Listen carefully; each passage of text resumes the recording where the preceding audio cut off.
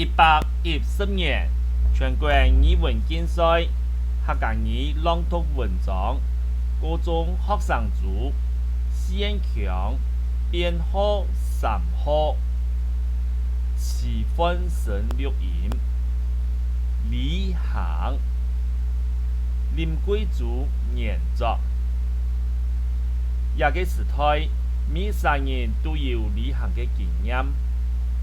对有的人来讲，旅行单纯就是放松心情；没有人因为旅行做得同压力绑得起。对我来讲，旅行是人生最有价值嘅投资。我想要去看我浪内以外嘅世界。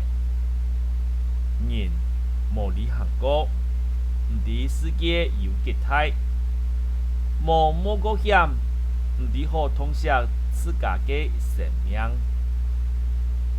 旅行同人生同样，唔要紧读到3分人，对3分都熟悉，再对熟悉转到3分，唔系去到外国。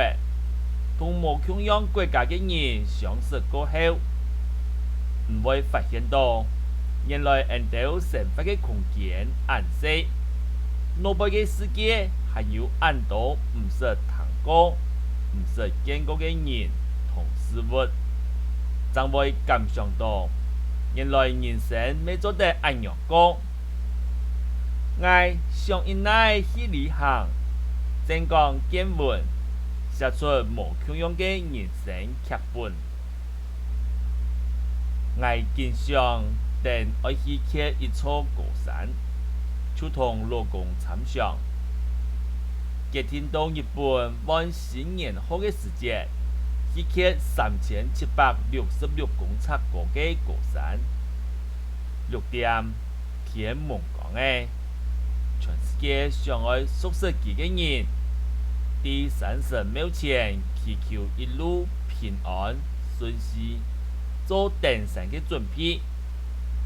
买食嘅人、翕相嘅人，叽叽叫叫，闹热渐渐的，凉凉嘅山风，悠悠嘅吹过每3人嘅面颊栏，欢迎大家来到野味留了。大家用快乐嘅脚步。骑到半山派，山内也脱脱青溜溜嘅盛装，换一身主干色嘅火山色礼服来迎接大家。下晝4點，我哋就騎到3200公尺高來嘅，啲炎熱嘅晴熱天，山頂嘅溫度係零下2度天天。大家就先入到山坡休息。半夜11點半，大家各出發，去看最尾一節山路。山內同日光來做伴，愛天等，求等愛，大家互相扶持，貼上一本最高嘅高山。嘅時節。大家做出汗流脈絡，去到山頂看光下，山風蕭蕭滾，彎彎滑滑嘅上山路，變做一條金奶奶嘅龍，層頂山崗轉入雲海。臨天江邊呢，大家愛等冷風，等日頭抽出雲海。一下時間，日光就同大地走到光，常見到人嘅目珠強會擘唔開。日頭作定招風嘅禮服，同大家約書講按做，每3人都感動到目汁同汗水分唔清楚。也係我也一生人看到最發。最遠、最想人嘅景致，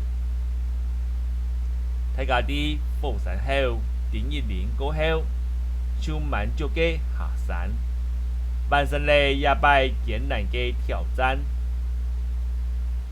旅行嘅重點，唔係愛去幾多地方，看過幾多風景，係旅行轉來過後，自家有乜嘅改變，有條嘅風景，唔係無去到個個嘅地方來看，唔知佢乃上人，有條嘅路，唔係無去行過，無法度感受到佢嘅獎。每擺嘅旅行都有佢嘅意義。對我來講，係透過旅行尋到真實嘅自家。旅行讓我嘅想法改變千度。